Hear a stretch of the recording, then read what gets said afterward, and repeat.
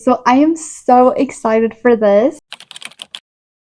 I'm going to be sharing my old journal from high school. It's just full of so much randomness. I was a very interesting, awkward teenager, and so I feel like either it's going to be very relatable to some people. I don't know if this is the case for everyone, but I do feel like I had a very normal high school experience. I went to the exact same high school from 9th grade to 12th grade. I did sports, took electives. I was in some AP classes, but not all AP classes. There wasn't really a popular group at my school because it was so big. There was close to 4,000 students, about 1,000 students per grade level. And I did keep a different journal where I wrote in it about every single day, or I would go back and write down some of the days that I missed. And I kept that up during high school, so I really know my routine. I know what my classes were. I know what my daily schedule looked like, but I just wrote down kind of the process, what happened that day, what time did I wake up at. If something crazy happened, I wrote down a little bit about that, but there wasn't much depth to it. But this journal right here that I wrote in about every once in a while was full of much more depth, very cringy. That's basically what I have to say about that. So I have been journaling over a decade. Some parts I'm going to read out loud, just actually quote them. And then other times I'm just going to summarize it because some parts are kind of boring. The beginning part though, I will summarize because I will just save you all of this 7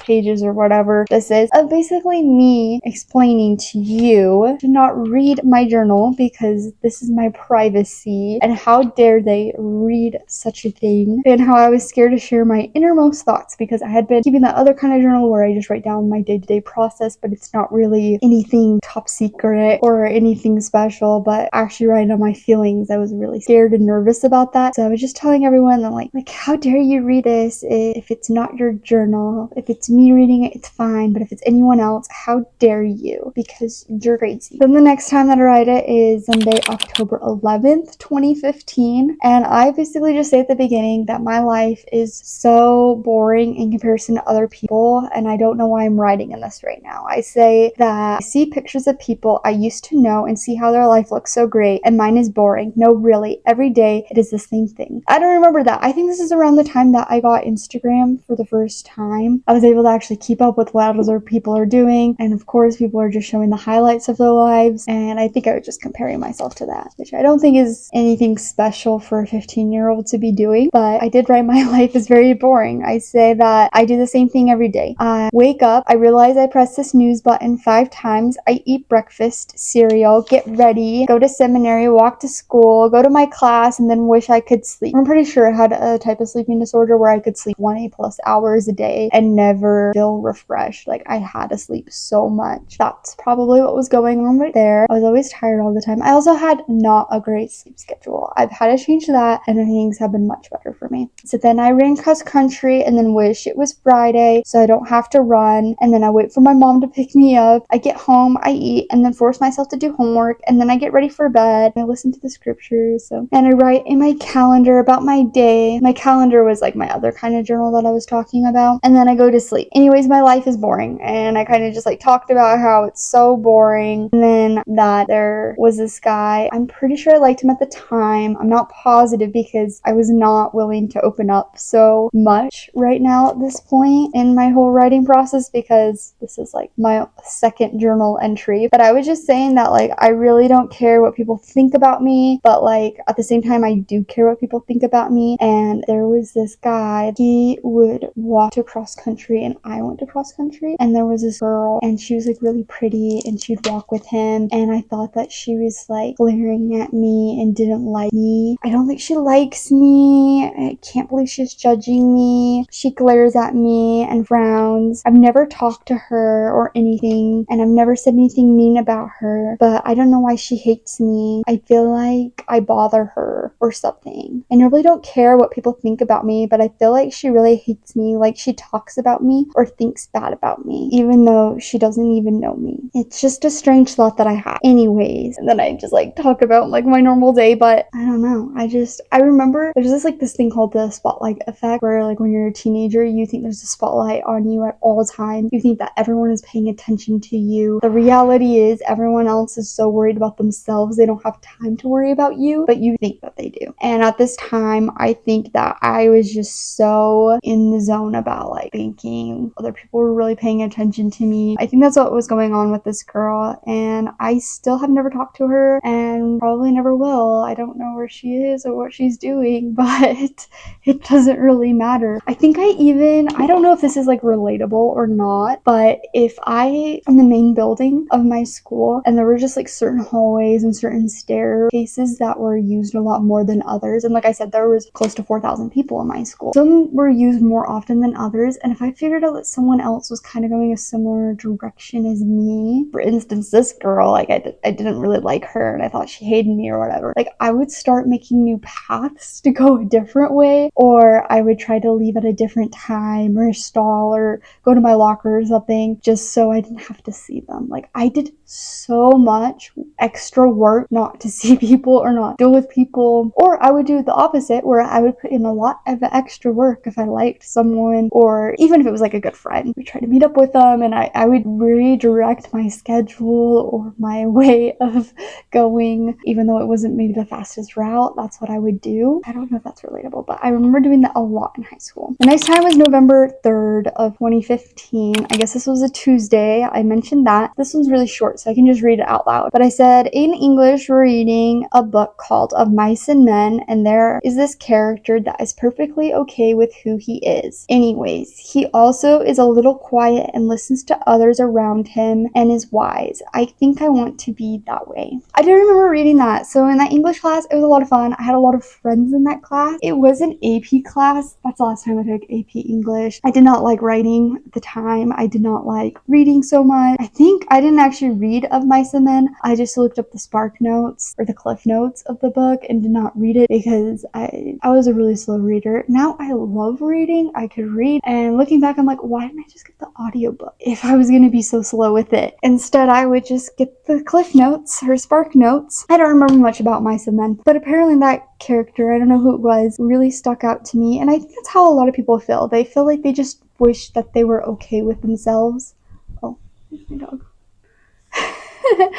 They wish that they were okay with themselves and they're very content and don't feel like they need to talk over other people. I do remember at this time I was very loud in certain situations. If I wanted other people to hear me or think it was cool, I would just get really loud, and I remember some of my friends would be like, "So quieter, you don't need to be that loud." I remember a lot of people telling me that at certain moments, but I remember just wanting to speak up, be heard, be louder, because I wanted to be okay with myself. And it's taken a lot of time to get that way, but I think a lot of people at age feel that way. And then of course I start getting like weirdly deep about things. November 8th of 2015, I say, the better you feel about yourself, the less you feel the need to show off. And this was by Robert Hand. I don't know who he is, but it's a quote that I really like. Again, I think I had something with like myself. I just wanted to be accepted by myself and other people. That was just like a really big thing that I was dealing with at the time. And then I said like, this quote has been that I've been needing all my life. I love to show off and I need to stop and just be myself because I don't feel good about myself. So I'll work on that because I hate how dramatic I can be. Notice that I've stopped caring about drama. So I'm trying to say I have something good going on in my life, even though I need to fix some other things. So there's this one girl. She was honestly the sweetest person. So nice. She had moved in that year into freshman year and she was so nice and so sweet. I don't know why, but I just like mentioned that she had a lot of drama sometimes, and I even told her this past week, don't tell me names, I don't want to hear it. I don't want to bring down people, I want to lift them up. That's what I told her. And I'm like looking back and I'm like, she was not very dramatic. I was very dramatic. She was very sweet. I guess she had drama though, and I did not want to be part of it. Good for me, but also I don't think her drama was that bad. After this, the next time that I wrote was December 29th of 2015, and so this is a couple days after Christmas. Christmas, and I mentioned that I really enjoyed Christmas. It was a really good time, and now that New Year's is coming up, I'm thinking of New Year's resolutions, which is kind of funny because I love goal setting, but I don't always do it around New Year resolution time. I kind of just make them throughout the year. I think that's why I'm able to be more consistent. I'm able to achieve my goals. I think I was a very basic, simple high schooler, so I was going with it. We're making goals. We were making goals. It's New Year's. This is the time. That's what I had decided. My New Year's resolutions are have great posture. That is something I'm still trying to work on. I don't know what it is. Posture is just so hard for me. And then I said I wanted to be nicer to my sister. I wanted to eat healthy. I wanted to run more. I wanted to sleep better and have better habits along with that. That is so funny because at this time I did cross country. I did not like exercising, especially at this point. I was not a good cross country runner. I was on the freshman team. I didn't even make the JV team, you know?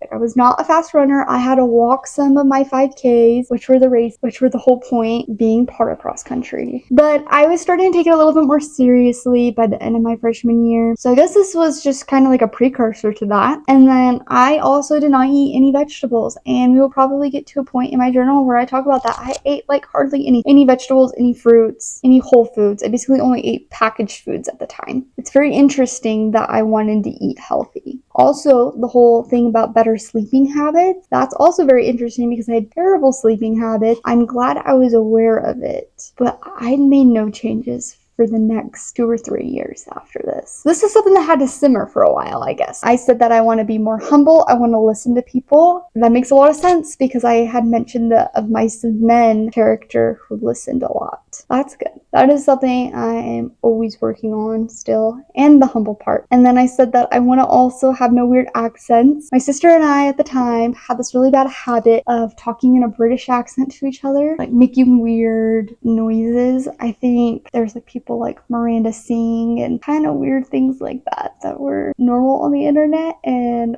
I think we just started talking weird, and we got in such a bad habit of it where we would not talk normal to each other. We would not have a normal conversation ever with each other. We would just like go to each other and talk in our British accent at all times. And I said not judge people as much, which I was doing all the time with that sweet girl. I was like, she is so dramatic. Okay, anyway, so I was trying to work on that, and I wanted to read better out loud. I still stutter a lot when I read out loud, and I wanted to be better at public speaking. Those are all good things. I guess some of them are kind of funny, like the weird accents, but the other things I'm like, we didn't end up working on that for a couple of years, so that's kind of interesting that I was bringing up so much earlier than I thought that they were ever on my radar. I ended up talking about how I love 21 Pilots. They are my favorite band ever. It was just during that time era where the song Stressed Out was really blowing up. But I had technically found that song before it blew up, so I was very proud of myself and thought I was just so cool. And I had gotten a 21 Pilots t-shirt that year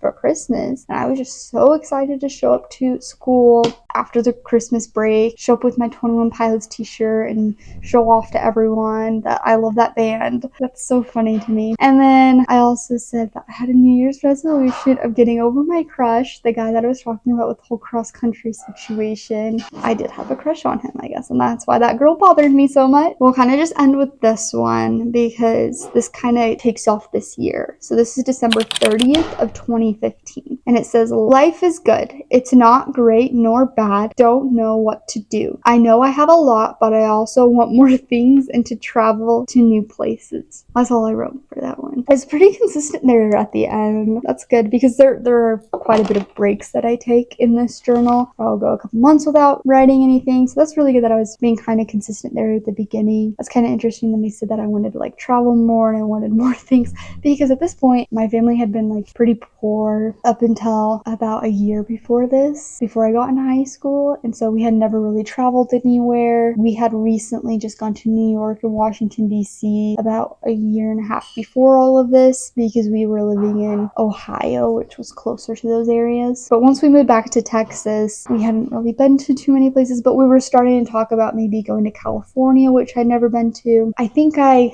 had this like draw or this feeling of like, I don't have a lot, I want more. Like, I'm surrounded by a really big high school with a whole bunch of people who have a lot and have always had a lot. I don't know, it's neat to learn how you don't need much to be happy, but I was thinking at this time I did.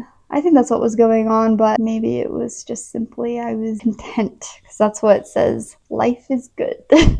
It's not great nor bad, which is good. I'll read a little bit more next time. I think it is kind of relatable. I don't know. My journal is kind of interesting. I tend to open up about some things, and then other things I don't open up as much about, and then a couple months later I will. And you kind of saw that with like, oh, there's this boy.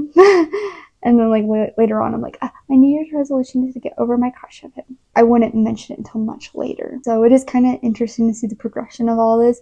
And like I said, this happened like a decade ago. I don't mind talking about these things because it happened so long ago, and I don't know if they're relatable or if other people want to learn from it. I want to learn from myself again because I think that's important too. I think that's why we keep journals, so we can learn about each other, so we can learn about ourselves. It's just kind of interesting.